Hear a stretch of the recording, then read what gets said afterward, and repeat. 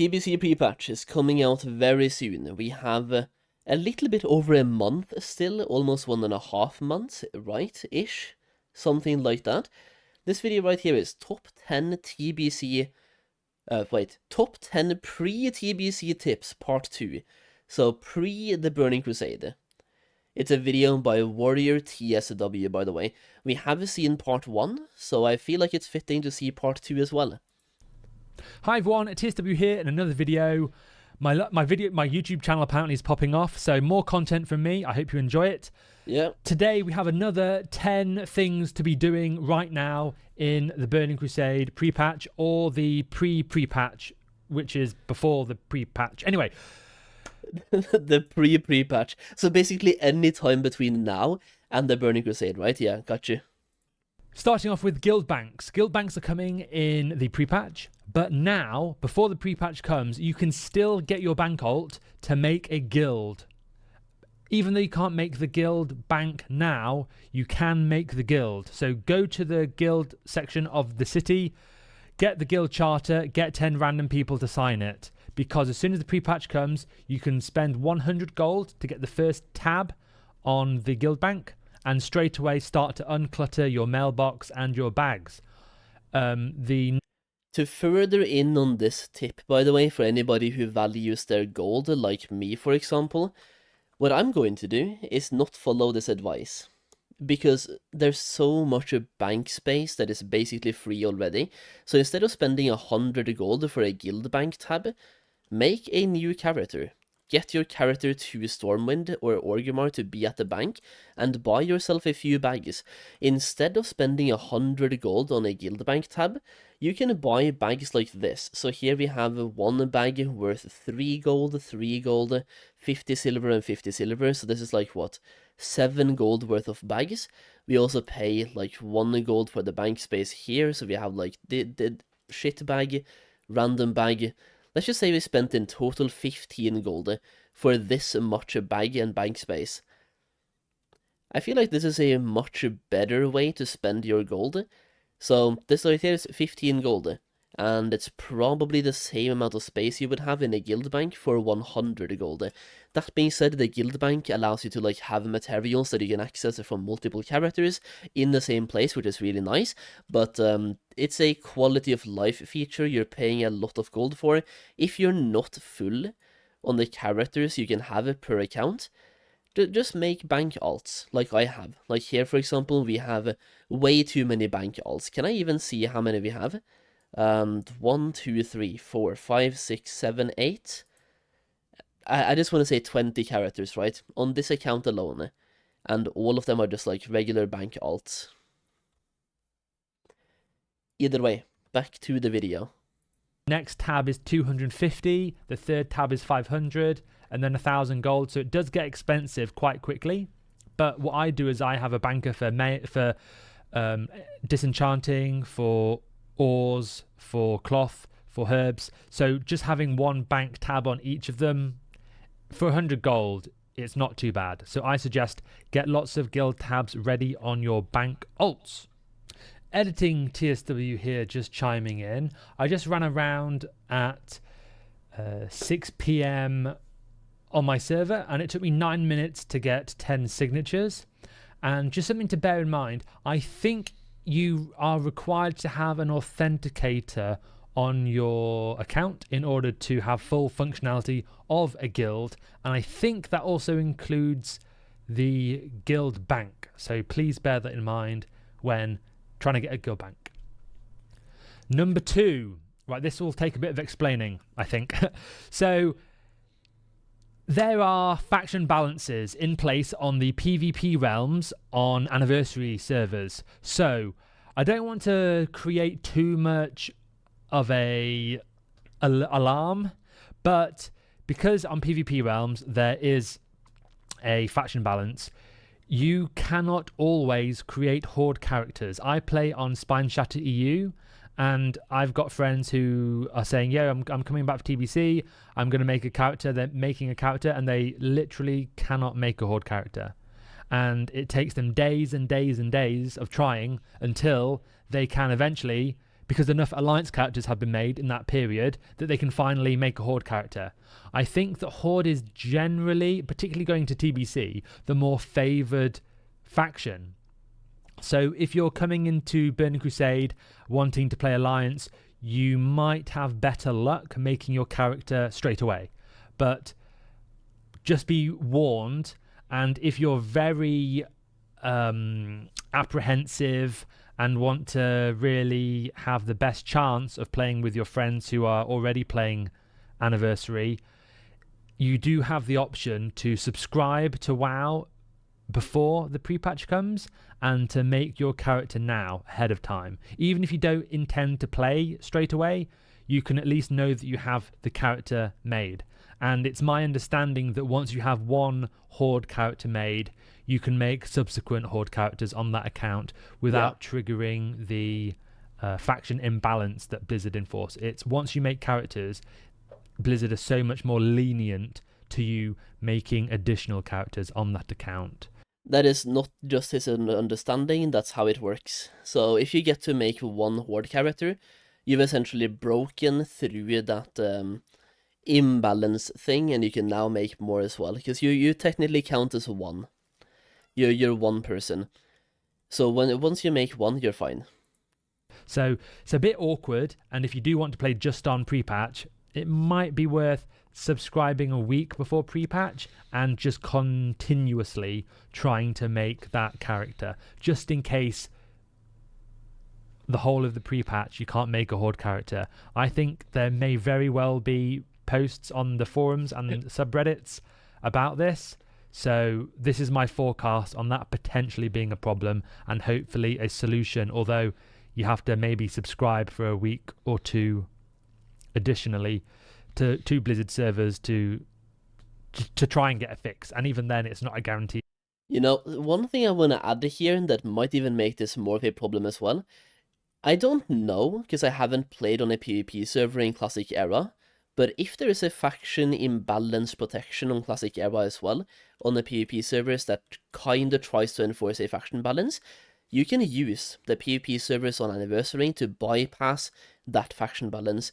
And what I mean by that is that if you're trying to make a character on Firemore, for example, in Classic Era, and Horde is locked, you can make a Horde on Spine Shatter if Horde is not locked on Spine Shatter, and you can use the free transfer from Anniversary to Classic Era, and that will bypass the lock. So that's just a fun piece of information in case the faction imbalance lock is there on Classic Era as well. There is a way to bypass it. Fix. So good luck. Number 3. Okay, so this is a big topic at the moment. It might even warrant its own video. So if you're interested in this, subscribe, and in the coming weeks... There is no faction lock on Era. Well, there we go. my whole advice is now useless, thank you. Man, dude. Well, I mean, cool. Man, dude. No faction lock, huh? Are we going to go back to seeing like one big Horde cluster and one big Alliance cluster?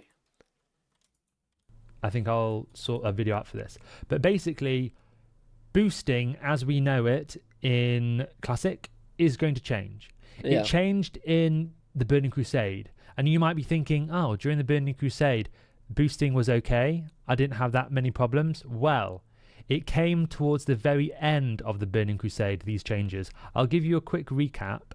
So 3 months after Sunwell Phase 5 dropped in TBC Classic, there was a blue post talking about new anti-boosting mechanics from enemies inside dungeons on Burning Crusade Classic. Can I find the official blue post? Yes, it's right here. So I'll link it in the description and show you on screen. But essentially, one of the most common pieces of feedback we've received and observed ourselves in our own adventures is the concern about pervasive sales of dungeon boosting services in game. So this is one of the reasons why in Anniversary we have a separate channel for seeing this sort of thing advertised, even though it's not really adhered to all the time. But basically, they're just saying that we don't like boosting as it is, and they're having mobs stunning you and becoming immune to slows. On top of that, you have the AoE cap. So there'll be footage in the background now showing you the differences between hitting loads of mobs for equal amounts of damage consistently, and then when you have a big pack, the numbers just go really, really small because the damage dealt is capped. So if you just keep adding more mobs, each individual tick of the AoE is reduced. So the overall AoE damage is the same, if you see what I mean. So particularly with the stuns and the immune to CC, that's going to make a lot of boosting much, much more difficult. And yeah, there are stuns. You might be thinking, oh, as a paladin, I'll be okay. I can bubble, I can free action. You can't bubble, you can't free action these extra stuns added to counter boosting. You will be stunned in an ice block, you will be stunned in a paladin bubble, you will be stunned through a free action potion. This is quite a big topic, so I want to jump into it, show you some more examples from the PTR and show you exactly how it works. So stay tuned, get subscribed, and I will expand on this topic. Number 4. Okay. Next up we have prospecting. It's a profession, jewelcrafting, that I mentioned quite a bit recently, and that's because I've seen some people who, again, just blindly follow profession guides like they find online. And for jewelcrafting, you need thorium bars and you need mithril bars. So what do? They invest in thorium bars and mithril bars. That's not very smart. I would so much prefer to invest in thorium ore and mithril ore because they get you the expensive gems once you prospect them. I'll add these up and I'll let you... I mean, this is also just, like, yeah, if anybody is buying bars right now, why are you doing that? I'll give you 2 additional reasons as well that maybe he will expand upon later in his segment here, but I'm gonna mention it first, just to, like, look smart, just instead of, like, me following and saying the same thing that he's saying after he's said it. But if you want to buy bars, wait. And buy ores now instead. Number 1, as you can see here, the ore is cheaper than the bars. So even if you want to invest into bars, invest into ores, and then put all your ores in the bags and craft them into bars and go take a shower, or go walk the dog, or go outside and walk yourself. Basically, you can save a couple, like 10s or even 100s of gold by simply buying the ores and smelting them to bars. But also just keep the ores. They are usually more in demand when the pre-patch comes, because then you can prospect the ores to find the gems. But also, one more thing is that bars might be even cheaper in the pre-patch, because there are some changes coming to mining, where smelting gives you more skill points for a longer time in the pre-patch, and you can basically smelt all the way from 1 skill point to about 290 or 270 or 280, I think. You can basically almost smelt the entire way to 300 as a mining character, and a lot of people, myself included, are planning to use the level 58 boost on a druid to fly around with herbalism plus mining in TBC and farm.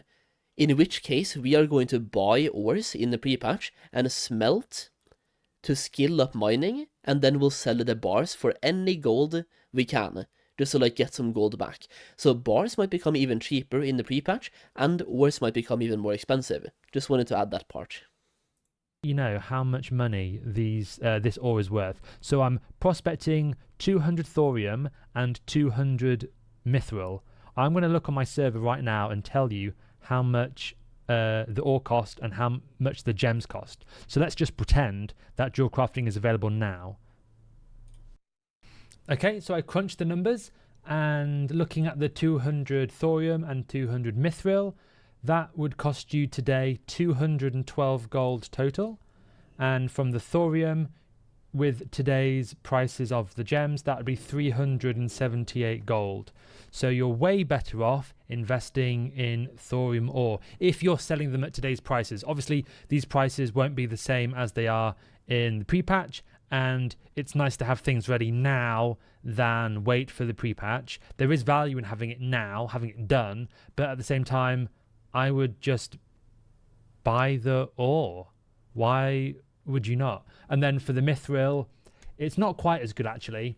You're only making 100 gold worth of gems, and you're spending 78 gold for 99 gold worth of gems today. But it's the thorium, like these high level gems, which are very rare in vanilla classic content currently. So that's why they're, expensive. 10 gold for a large opal, 9 gold for a huge sapphire, and these are the cheapest ones on the auction house. If you want 20 of them for leveling Jewelcrafting, the price is only going to go up. So food for thought. Number 5. Next up we have Mud Sprocket. Now this is an interesting new quest hub in the Burning Crusade. You have apparently up to like nearly around 60. I've read the number 60 mentioned regarding Mud Sprocket, and that seems like a very large number of additional quests. I'm struggling to count to 60 looking at the quests, but there definitely are a lot of quests, and you want to be around level 40 for these quests. They do range between like the mobs, like level, like I think 37 to 42 down here in the south part of Dustwallow Marsh.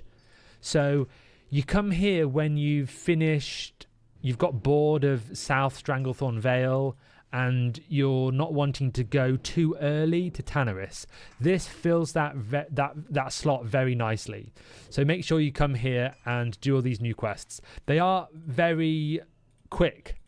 I must stress, they are very quick. They are definitely more TBC oriented or TBC styled in the way that they give good XP and you don't need to go very far from the quest giver. Think about it like an Outland hub in the old world in Classic, and it's great. It's a must include quest hub for your leveling experience. Definitely Shaman's Paladins, you want to come to Mud Sprocket. Number 6. Here's potentially one of the most useful tips in this video. Discord servers, community Discord servers. You can find out lots of interesting information regarding your server, your class, your spec, add-ons, and so much more. So if you're jumping back into the Burning Crusade anniversary and you just want some helpful information, or you don't even know what information that you want, find the link in the description to this Wellhead post. Some of these links are a little bit outdated. I don't think this page gets so much love and updates, but it really gives you a good idea of a place to start when it comes to returning back to the game. For example, with Warrior, you've got the Fight Club Discord. This is a very well-known Discord for all things Warrior related. So if you're planning to play Warrior, jump in there and you could read for hours and hours. The sky's the limit. Likewise, you've got all the different classes. Here I am jumping into the Druid Discord. I'm already on the Druid Discord, but it's asking me to sign in onto the browser. That's fine. And again, so much information, so many people in a very similar situation to you that just want to brush upon their game knowledge or ask questions, how mechanics interact with each other, so on and so forth. This is one of the most the links are there and the information is on the Discords and the people to chat with are there. So the sky is the limit. So I hope that a lot of you benefit from this greatly. Number 7. So next up we have, I see this in trade chat all the time. People trying to sell vanilla items at, 50, 150, 250 gold. I'm thinking, hold on.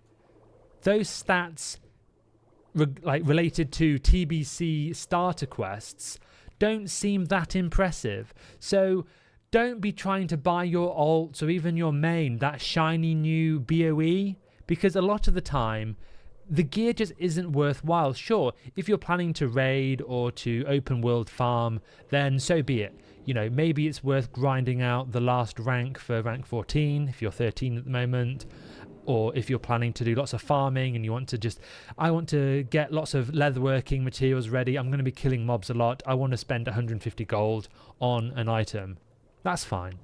But if, like me, you're going to have lots of alts that are just going to sit still until the Burning Crusade comes along, do not try and gear them up through the auction house. It's just not worth it. You can see some examples on screen now, or you can rewind it since I started yapping. And I'm showing you alternative items that you can get instead of the BOEs from the auction house. Now, this offhand sword, or main hand tanking sword, is actually quite a good one. So you can see me now jumping into the Zangarmarsh quests to try and find a suitable alternative. But this sword is very good, and it will it will last you all of Hellfire. Yay! So you get maybe 4 or 6 hours. Well, it's probably quicker than that to quest through Hellfire. You've got a couple of hours where this sword is going to be very good. And then also comparing it to the Zangarmarsh quest rewards, this sword still holds up. But does it hold up when we get to Terakar Forest? That's where we hit the limit, where we are able to, once I go down the list of the many quests, you actually find a good upgrade. Obviously, when you're comparing raiding items like Naxxramas and AQ40, you do have to go a little bit further than what I would say these entry quests. You know, we're still in the first half or third leveling to level 70, and there's the sword. You can upgrade it. So if it's like, they're just not, I mean, you shouldn't really be buying these BOEs generally. That's my rule of thumb. You know, lots of people talk to me about how to make gold in TBC. Not spending gold is a very good alternative to making gold. Just keep the gold that you have. Okay, so looking here at the caster weapons, one good way to get lots of spell damage very early, it's the two-handers, it's the staffs. There's a very early staff in Hellfire Peninsula, one of the very first quests, which has 80 spell damage, and that's just crazy. You could do, like at level 58, you can enter Outland and do the starter quests and get yourself an 80 spell damage staff. Also, the healing. This is a 115 healing. To be honest with you, it only being 35 healing more than the 80 spell damage staff, I'd just heal with the spell damage staff, I think. To be fair, for most people, you don't have to care about the gear at the moment in Classic, and also, if you do care about the gear, just spend the pre-patch doing some PvP. Like, get to level 60, do some PvP in the pre-patch, and buy yourself one weapon. If you spend 2 days, so like, let's just say you absolutely game hard for 2 days, I think you're gonna be full rank 14 and full PvP gear from nothing, by the way. But if you just want to have a set of weapons, which is usually the most important thing to have anyway, a few hours of PvP and you have a weapon for you. So wait until the TBC pre-patch, do some PvP, get a weapon, and you're good to go. But even then, like, for most people, you don't have to do that. You just go into TBC and do a quest, and literally, especially as Alliance, the literal first quest you do, you can get a weapon. So, I mean, what else do we have? It's not a good one, but it's okay for the content you're doing. You know, we've got axes.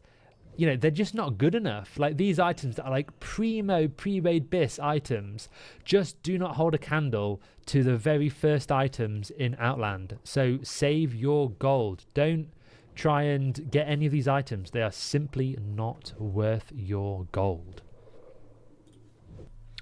Number 8. I think I need to put the light on. I'm getting a bit dark here. Okay, so next up we have a really good change by Blizzard, which is increasing the gear stats, basically. So one of the best changes, or the biggest changes, is attack power on all of the Beast Strider dungeon set one pieces. So that's pretty cool. Anyway, rolling it all the way back to Ragefire Chasm, you can see on screen straight away, we've got some big upgrades, big upgrades. Basically, 90+% of the greens in dungeons are now rares. Yoo-hoo! And every time the green goes to a rare, there's a upgrade in the stats. Lots of spell damage now becomes available at lower level. Shadowfang Keep, we've got spell damage on the robe and on the belt. Lots of weapons also have upgrades. But again, if you're comparing the rares to the other rares, like this dagger, they're going to be the same, which is They'd be nice if they were buffed, but I suppose they're already pretty good. So you can see we're looking at Black Fathom Depths, and we've got buffs to the bow and to the sword. So big buffs. The bow in particular gets a really big buff. And we've got the braces here as well. Got some agility on them. Yum, yum, yum, yum, yum. So again, your shamans, your paladins, even if you've done these dungeons 100 times whilst leveling previously on Anniversary, the fact that you have new gear really freshens it up. One of the biggest, nicest changes I like is the staff here from Scarlet Monastery Library.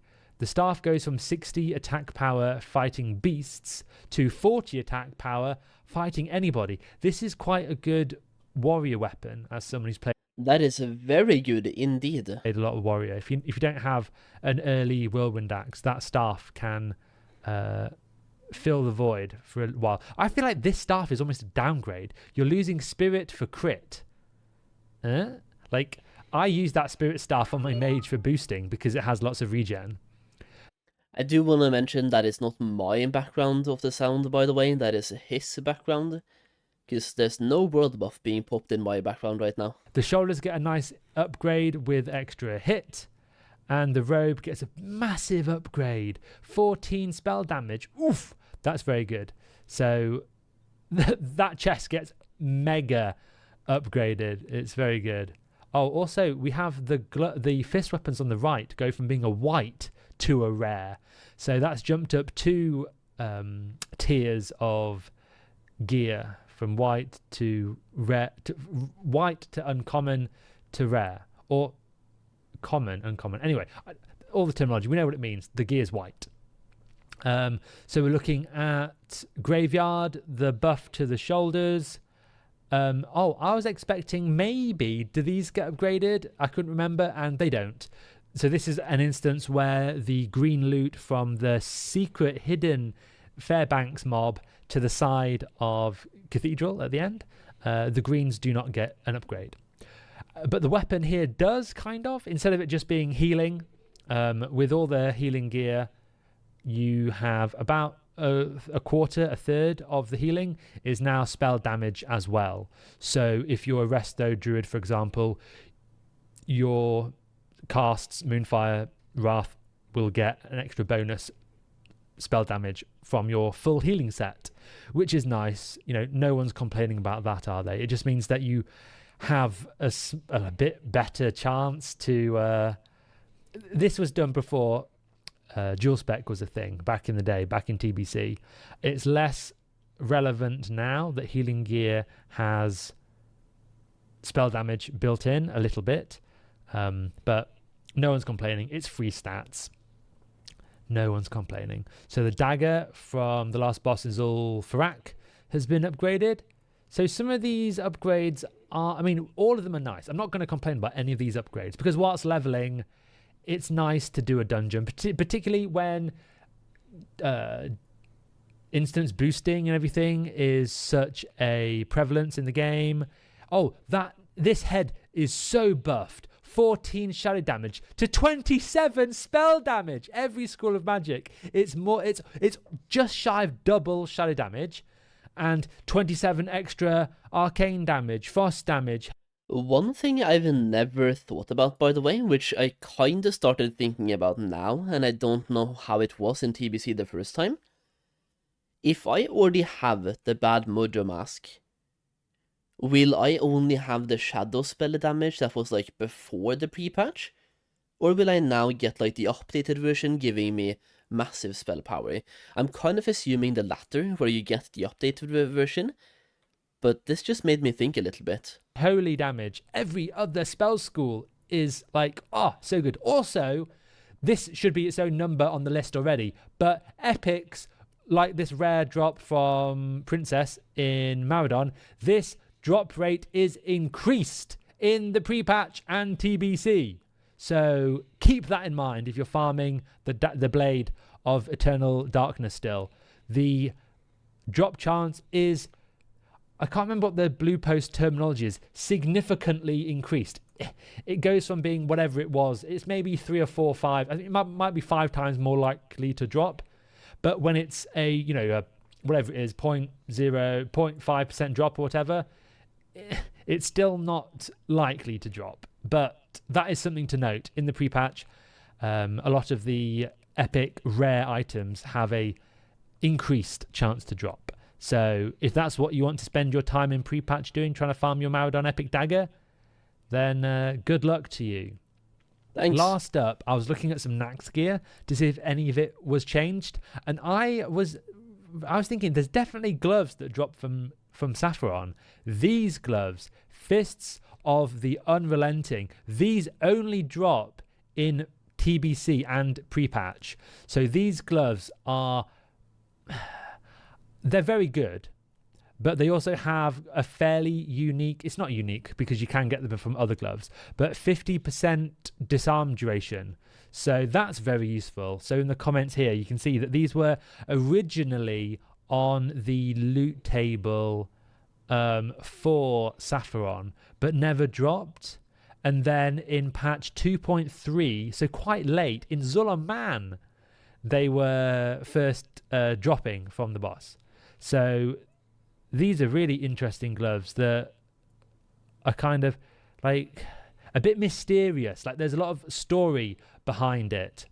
And the interesting alternative in the Burning Crusade for gloves that give you a 50% reduction on your disarms, I'm showing you now in the background. I'm just trying to find them. The stats aren't too different, really. The mats are quite expensive, particularly early on in the Burning Crusade.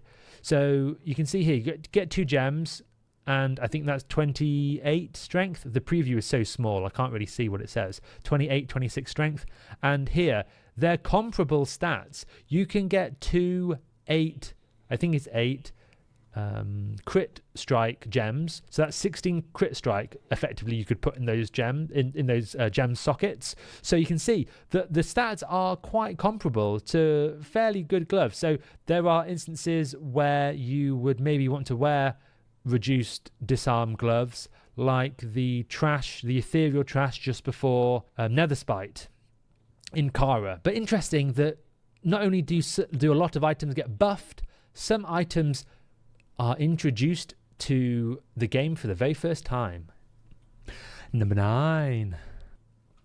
Now this next point might seem very obvious, okay? But believe me, if you install an add-on that whispers people when they use low rank spells, you spam. No, don't. Okay, yeah, okay. The advice is training new spells.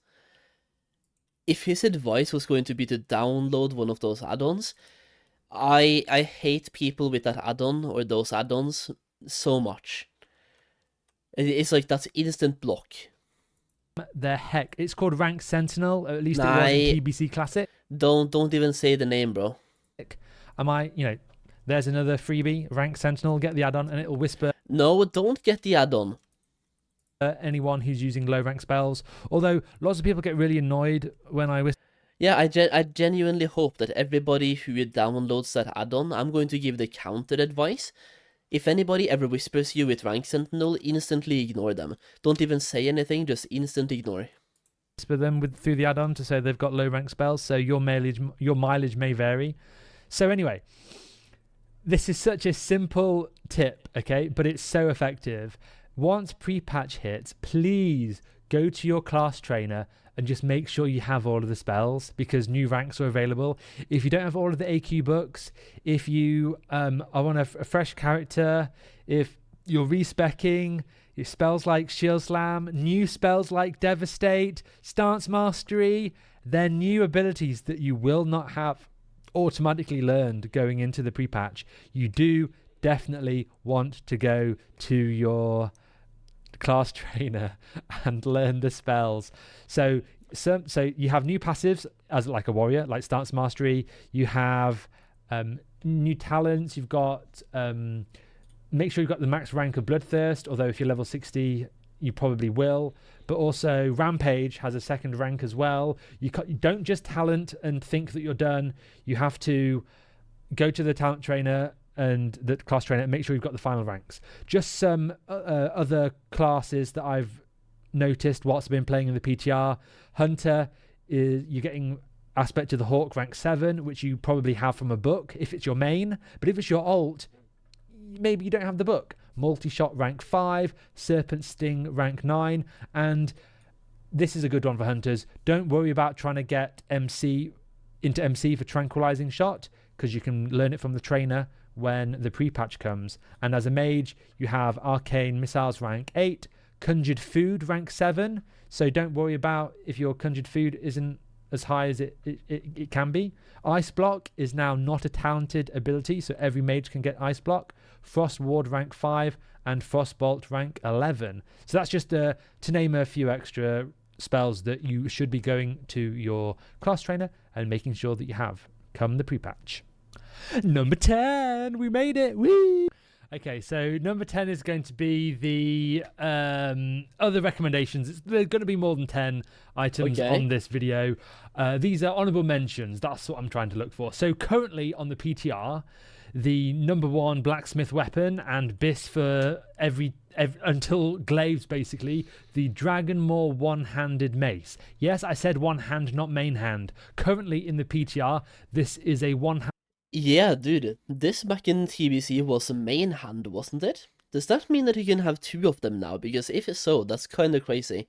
Especially if it's not even unique equipped. Handed mace, so maybe it will remain a one-handed mace on launch. So warriors, enhanced shamans, blacksmiths, prepare yourselves.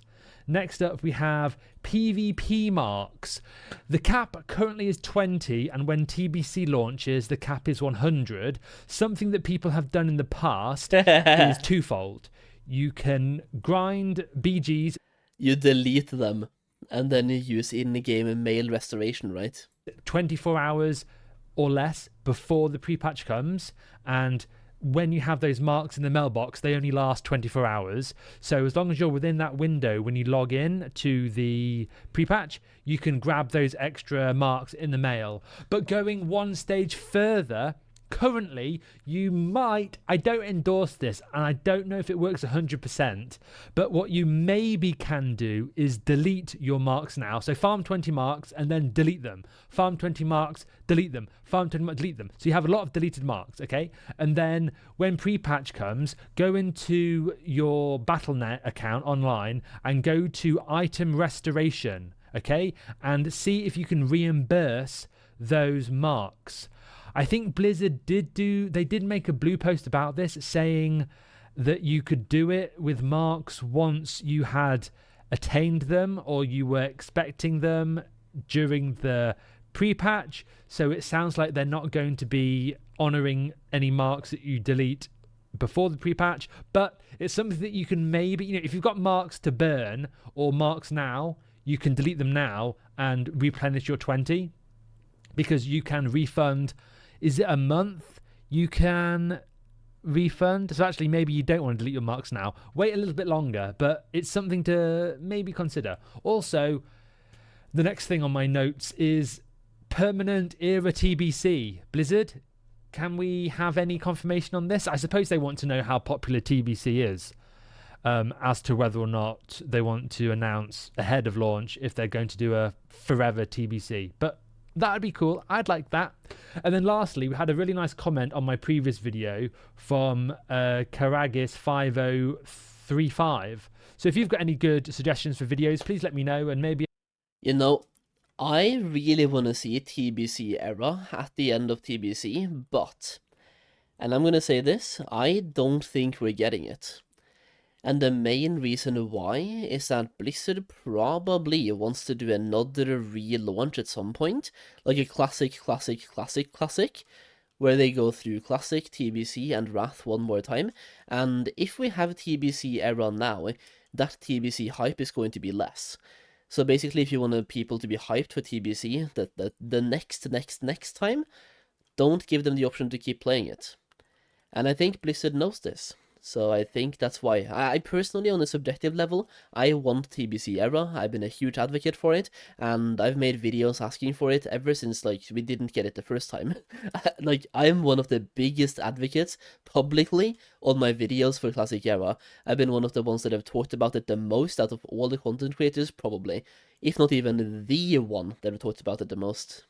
I'll include your comment in the video. So he's saying he's planning to, when planning your new Shaman or Pala, some gear will change from Classic and TBC, mostly healing gear. Yeah, I covered this briefly. The greens moving to the blues, but also the spell healing gear also has some spell damage gear. About 1/3 to 1/4 of its healing is now duplicated as spell damage. Lips will become worthless. Yeah, instead of removing any physical damage from attacking you for 6 seconds, it's reducing physical damage taken by, I believe, 120. So Paladin tanks might find it useful for... but it's really not that good. Like, compared to what it was literally immunity. Level 55/60 scrolls are already going up in price. Yeah, so currently you can get rank 4 scrolls, and rank 5 scrolls will be added into TBC, and the stats aren't very different, so you can get away with using the scrolls that are currently available now during TBC. But unless you're a top-end raider, people don't really care about the 15 or 20 extra agility or strength you can get from these scrolls. It's not something that most guilds will require you to use. However, if you want to go the extra mile, they are available for you. Fishing is easier to level in TBC. I wasn't aware of this explicitly, but it makes sense based on a lot of the other professions like mining and just engineering and the patterns being learned from trainers, that it would be easier as well during the Burning Crusade. Level crafting professions, now it's cheaper. Once people leave to Outland, the mats from Classic will go up. Yeah, so there won't be as many people mining mithril and thorium, like thorium in particular, or anything that level range, because a lot of the time you're spending now is level 60 content, whether you're running to the raid or getting a world buff or just running around doing your quests, whatever. You're definitely getting to level 60 in the world, right? Whereas in TBC, once you hit 58, almost everybody immediately goes to Outland because you're going to be leveling quicker from 58 in Outland. So those last 2 significant levels, which might take you 6-8 hours of extra leveling, and in that time you'll be killing mobs, getting their leather, getting their drops, getting veins, herbs, all of that extra bonus time that you would normally spend now is going to be cut short, and you're going to be taking yourself straight to Outland. And also the leveling speed, like the XP required from 1 to like level 58 is reduced. I think it's like level 30 to 60 is cut down quite considerably. So again, you're spending less time in those level ranges with those appropriate items, so they're expected to go up as well in value. It's very easy to make money during this pre-phase and also during pre-patch as well, but it just depends. If you've thought about it or invested, now's the time to cash out. And if you haven't and you're returning to the game, be prepared to farm or to be very sad when you're looking at the auction house. So that concludes the video. I also want to say, real quick before he ends the video here, when it comes to farming, your time is so much better spent farming when TBC comes out. And to put this into like numbers perspectives here, I kind of want to say, if you're farming right now and you're not a mage, expect to make between 50 and 100 gold per hour. And 100 is probably like on the high end as well. And 50 some people might be getting less than 50. But in TBC, you're getting 200 plus easily. And at the launch, you can get like 500 and 500 plus. Just by like running around in the open world. You have the primal farms, you can farm for herbs, mining veins, even regular mobs, you have fell armaments, you have the marks. There's so many different ways to farm gold. Even literally doing dungeons as well, you passively get gold while doing it. Then you have your dailies, you have your cooking dailies, your fishing dailies, you can fish for primal water. There's a lot of different ways to make gold. And yeah, like, unless you really want to have about, let's just say, 5,000 gold going into TBC. Unless you really want that, just don't farm. I would recommend just farming as little as possible now and waiting until TBC. 10 awesome things to consider, bear in mind, take advantage of in the pre-patch and pre-patch. I hope you've enjoyed the video. If you have, please like, comment, subscribe. It really helps me out as a small-time YouTuber, and I hope to see you again very soon. Take care. That right there was a very good video, by the way. Everybody should go and show some love to Warrior TSW. I do really believe that was a good video. Very good advice as well, and it was basically a part 2 of part 1. And we have also seen part 1 together, now we have seen part 2 together. And just to piggyback off some of the comments he made here as well, let's just go back into the video here. So, to TLDR the advice that he gave, because this has been a really long video so far. Number 1, guild banks. Basically, you can get guild banks now in preparation for TBC, get the signatures ready and everything, and also, what I wanted to say there for me, for example, is that you can save your gold by making characters instead of getting the guild banks. So, while he's recommending to get guild banks, I'm just saying, maybe don't get guild banks, maybe just make more alt characters, get them to Stormwind, and get a couple of bags on them, and you can save some bag space by doing that. But if you want to have guild banks, you can start making the guild now before TBC comes out. Number 2, the advice was faction-blocked servers, and just talking about faction-blocked servers. Number 3, anti-boosting mechanics, and I'm just going to say it, even though the anti-boosting mechanics are in place, there are a couple of workarounds, and these are basically the same anti-boosting mechanics we had at the end of TBC the first time. And back then as well, there's a couple of videos by Paladins farming Stratholm and showcasing how that can be done, even with those anti-boost mechanics in place. So anybody who's super freaking out about anti-boosting mechanics, please don't. You can still farm dungeons, especially as a Paladin. Mages might have a slightly worse time, but Paladins will still be able to, okay? And then JC prep, don't buy bars, buy ores, big W there. Mud Sprocket, the new quest hub. By the way, if you're leveling in the TBC pre-patch, definitely do level in this quest hub. This was a bad time to go to in the video, by the way. But yeah, like, all of these quests are very dense. Like, they're all located around the same place. And like he said, there's about 60 quests in this place. I think it's more like 40. I don't think there's 60, but let's just say there's 60 quests. They're all really dense, like they're located around Mudsprocket or the southern part of the Swallow Marsh. So instead of classic WoW where you're running for so much of your gameplay, here you are just questing in one small location. Very good place to be. When you're questing, just go here, the Swallow Marsh, and do those quests. Really easy way to get some levels as well.